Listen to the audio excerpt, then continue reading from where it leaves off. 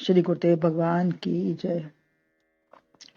श्रीमद् भगवद गीता के 9वें अध्याय में राज विद्या राजगुरु योग के अंतर्गत भगवान ने भक्ति का विधान बताया कि किसकी भक्ति से क्या मिलता है। परमात्मा की उपासना ही सबसे सरल है। पिछले 26वें श्लोक में कहा कि केवल पत्र पुष्प और जल ही देने वाला मुझे भक्ति पूर्वक आराधना मेरी करता है, वह मेरा ही जीव जन है। मैं उसे प्रेम से स्वीकारता हूँ, जो देता है उसे मैं प्रेम से स्वीकारता हूँ।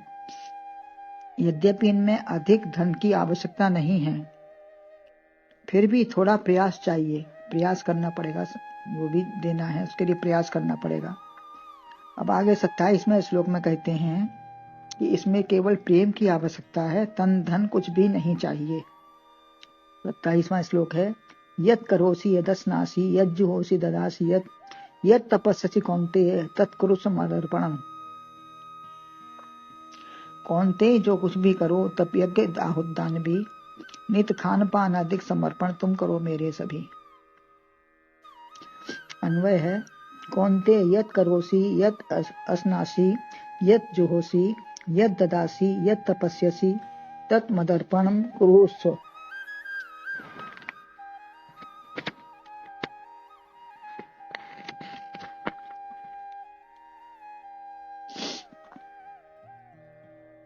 हे कुंती नंदन, तुम जो भी करते हो, खाते हो, हवन करते हो, देते हो, तप करते हो, वह सब मेरे अर्पण करो।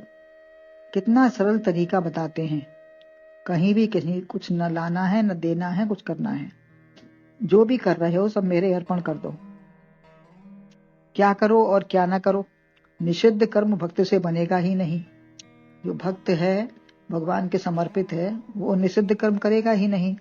अतः जो भी करते हो, श्वास लेना, खाना पीना, सोना जागना, बोलना चलना, करोसी बड़ा विस्तृत शब्द है। करना, संसार में कुछ ना कुछ होता ही रहता, करते ही रहते हैं। जीवन भर न जाने कितने काम किए, करते रहते हैं, करते जाते हैं। वह सब मेरे अर्पण कर दो। जो भी करते हो सब मेरे अर्पण कर दो। रात को सोते समय भी इस मंत्र का उच्चारण करना चाहिए कि भगवान, जो भी हम किया सब आपके अर्पण है। विवेकशील भक्त या ज्ञानी कर्तव्य कर्म ही करेगा।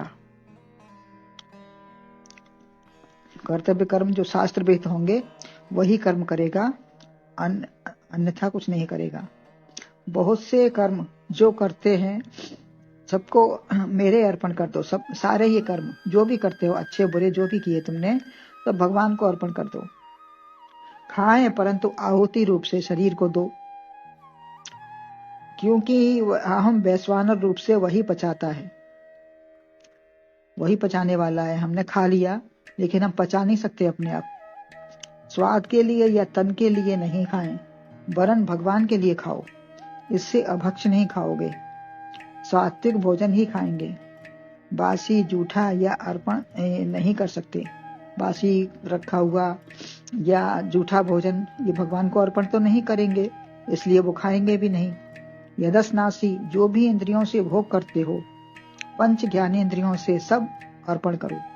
इससे गलत काम नहीं होगा। कोई गलत काम न करेंगे, न अर्पण करना होगा। गलत सुनोगे, बोलोगे या देखोगे, स्पर्श कुछ भी नहीं करोगे। अतः उनकी प्रसन्नता के लिए ही सब करोगे। परमात्मा को चोट न पहुंचे हमारे किसी काम से। यह तपस्सी, पहले जीवन व्यवहार सब अर्पण करिए, यह कहा।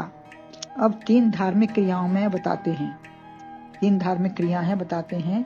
चाहे कार्य करने के पहले या बाद में या बीच में, जब भी ध्यान आए, काम करने से पहले या बाद में या बीच में, जब भी ध्यान आ जाए कि हमने अर्पण किया नहीं, करना है हमको, तो तब भी भगवान के समर्पित करो। यज्ञ होसी यज्ञ ददासी, और तप यज्ञ दान तप, यह तीनों ही पावनानी मनीषिणाम कहा है, 18वें अध्याय में कहा है। अतः भगवान की अर्पण हो तो और महिमा उसकी बढ़ जाएगी।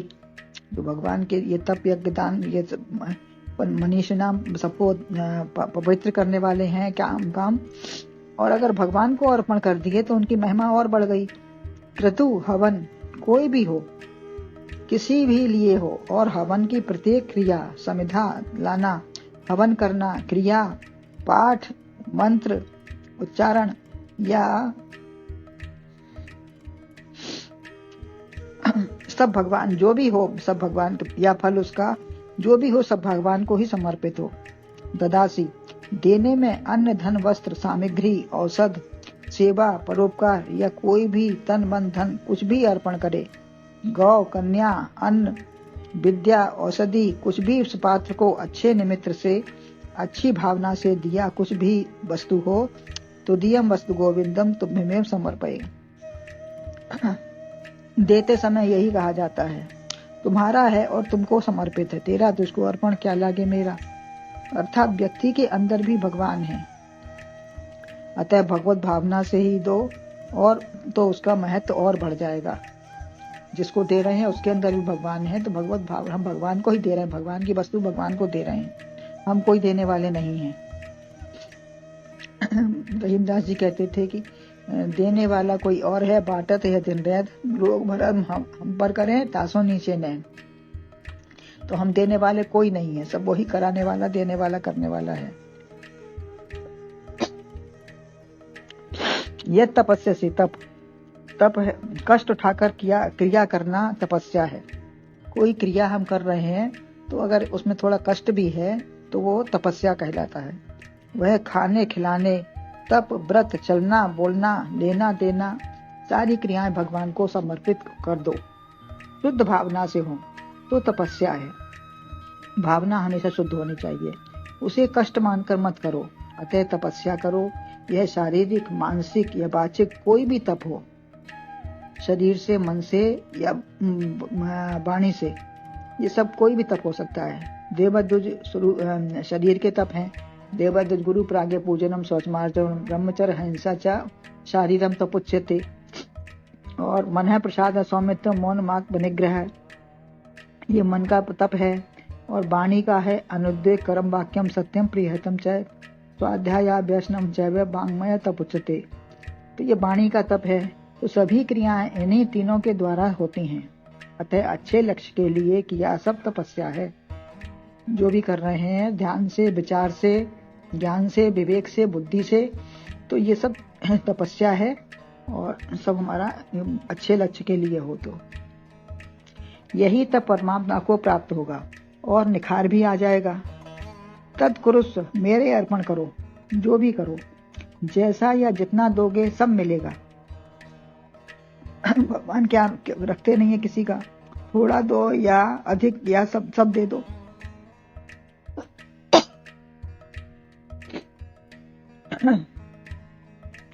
सब कुछ मिलेगा आपको, पूरी स्वतंत्रता है देने में और लेने में। उनके अर्पण कर दो, मैं तुम्हारी कठपुतली हूँ, जैसे रखोगे वैसे ही रहूंगा।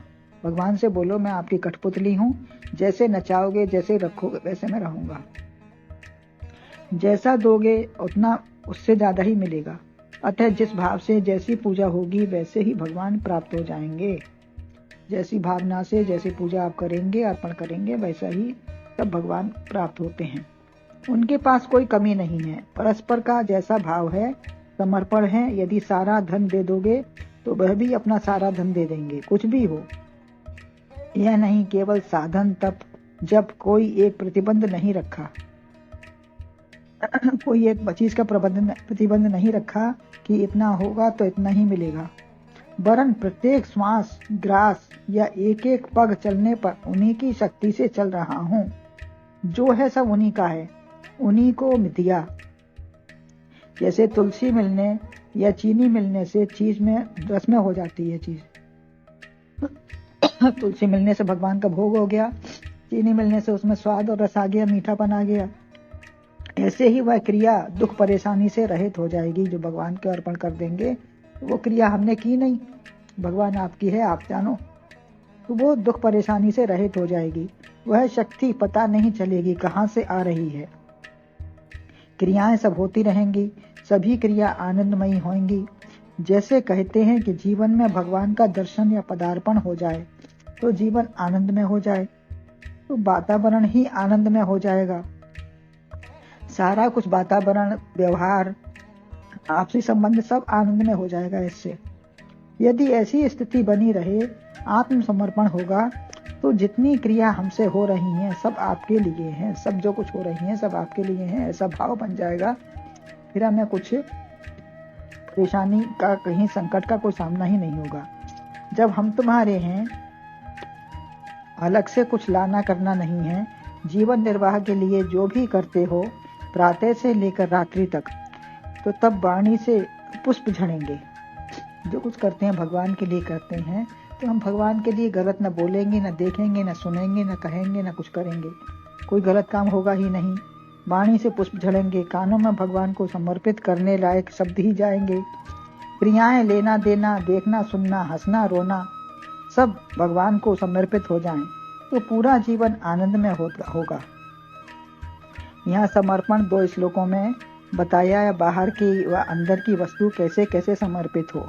26 और 27 में यही वर्णन हुआ है कि बाहर की वस्तु हो या अंदर की वस्तु हो, कैसे समर्पित हो। जैसी क्रिया वैसी ही प्राप्ति। एक उदाहरण है कि एक मदारी बंदर का तमाशा दिखाता था। रास्ते में किसी संत को भी दिखाया, तो उसको मन में थोड़ा सा आया कि ये क्या देंगे, हमको दिखा रहे हैं हम इनको। तो संत बोले, मांग लो जो मांगना है। तो वह बोला, राजा बना दो। मदारी बोला कि हमको राजा बना दो। तो आंख बंद करके ध्यान लगाया तो देखता है कि बहुत सुंदर नगरी है, सब कुछ है उसके राज्य में, बहुत सुंदर राज मिल गया उसको। परंतु किसी राजा ने चढ़ाई कर दी उसके ऊपर।